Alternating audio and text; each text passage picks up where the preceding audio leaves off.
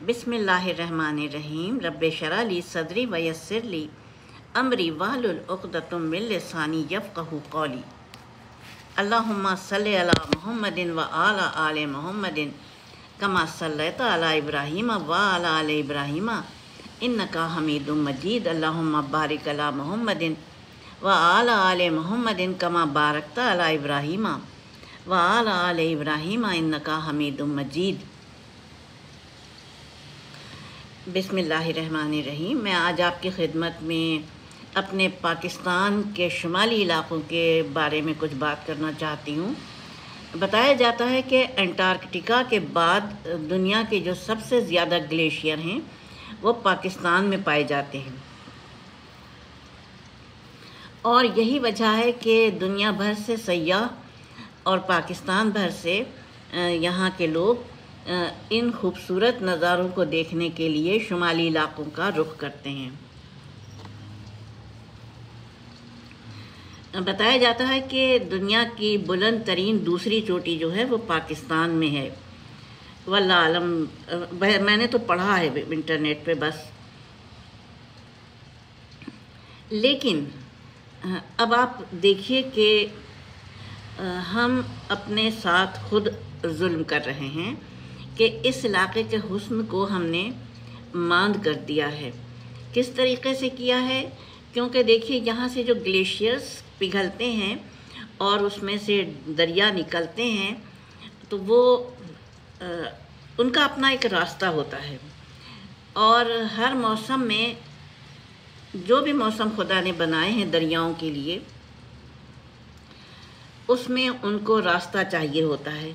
हमने क्या किया है, दरियाओं के किनारे सरमायादारी का इतना ज़्यादा रुझान आ गया कि हमने दरियाओं पे भी जुल्म करने को नहीं वो बख्शा।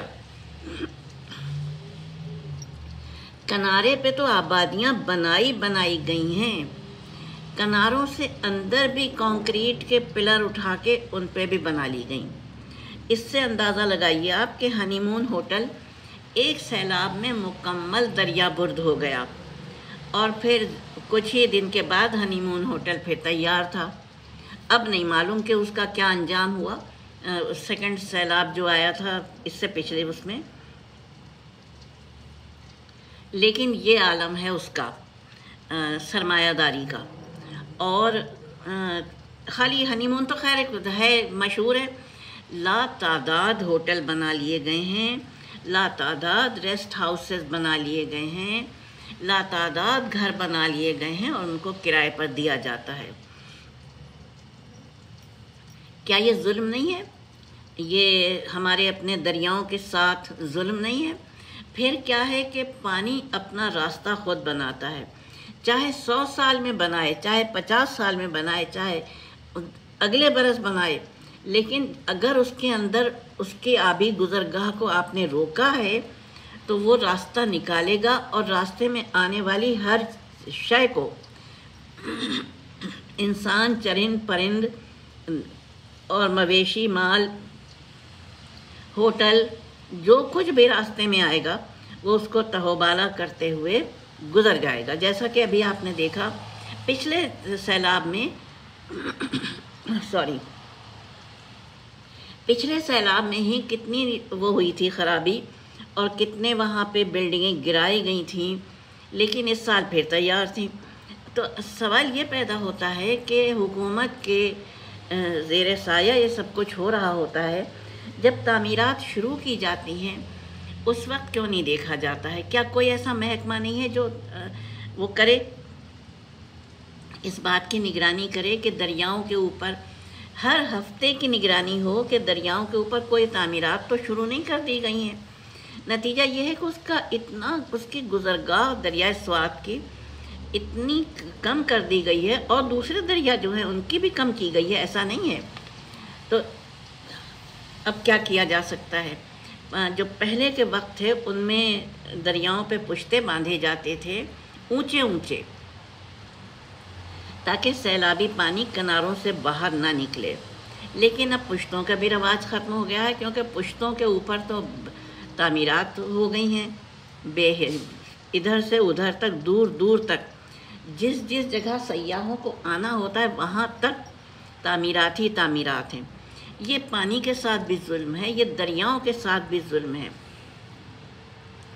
ایک اور بات بتاؤں، جو میرے بچپن کا زمانہ تھا، پاکستان بنے ہوئے ابھی 5-7 سال ہی ہوئے تھے، اس وقت سے میں نے دیکھا، اس زمانے میں اخبار آتے تھے پیپر میں، صبح جنگ آتا تھا، شام کو یہ جنگ کا ہی بھی وہ تھا اخبار انجام، تو میں اس میں پڑھتی تھی جب بارشوں کا موسم آنے والا ہوتا تھا تو دریاؤں کی صفائی کی جاتی تھی، اور اس زمانے میں اتنی بھاری مشینیں نہیں ہوتی تھیں، لیکن پھر بھی جو مشینیں تھیں اس وقت کی، اس سے دریاؤں کی صفائی ہوتی تھی، نہروں کی صفائی ہوتی تھی، نالوں کی صفائی ہوتی تھی، ندیوں کی صفائی ہوتی تھی، کھالوں کی صفائی ہوتی تھی، یعنی چھوٹی سی چھوٹی گزرگاہ کا بھی پانی کا بہاؤ رواں دواں رکھنے کو صفائی ہوتی تھی۔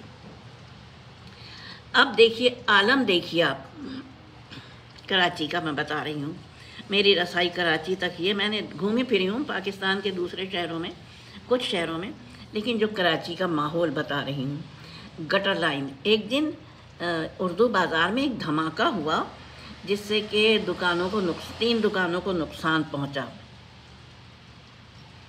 معلوم ہوا کہ گٹر لائن جو جا رہی ہے دکانوں کے سامنے سے، اس کے اوپر کنکریٹ کا فٹ پاتھ بنا کے اس کے اوپر بھی وہ بنا لیا گیا، یعنی جو فٹ پاتھ والی دکان ہوتی ہے نا، وہ سجا لی گئی۔ وہ ظاہر گیس ایک حد تک ہی برداشت کر سکے، اس کے بعد دھماکے سے پھٹ گئی وہ لائن۔ ایک تو یہ چیز دیکھیے، پھر دوسری چیز آپ دیکھیے یہاں کی چشم پوشی حکومت کی، کیا کوئی بھی محکمہ نہیں ہے ان چیزوں کے دیکھ بھال کے لیے؟ یہ پانی سے ہی ریلیٹڈ ہے نا، گٹر کے پانی سے ریلیٹڈ ہے نا، کہ گٹر کے پانی نے اتنی گیس بنائی کہ 3 دکانوں کو برباد کر دیا۔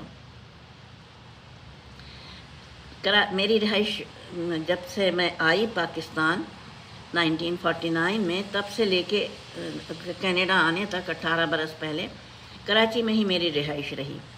میں نے دیکھا نالے پاٹ دیے گئے، ندیاں اتنی چھوٹی کر دی گئیں، اتنی مختصر کر دی گئیں، خاص طور سے لیاری ندی اور ہب ندی، ان کے دہانے اتنے، بس پانی اس میں سے گزرے دیواروں میں سے، بھلا بتائیے پانی کو بھی کوئی کنٹرول کر سکتا ہے؟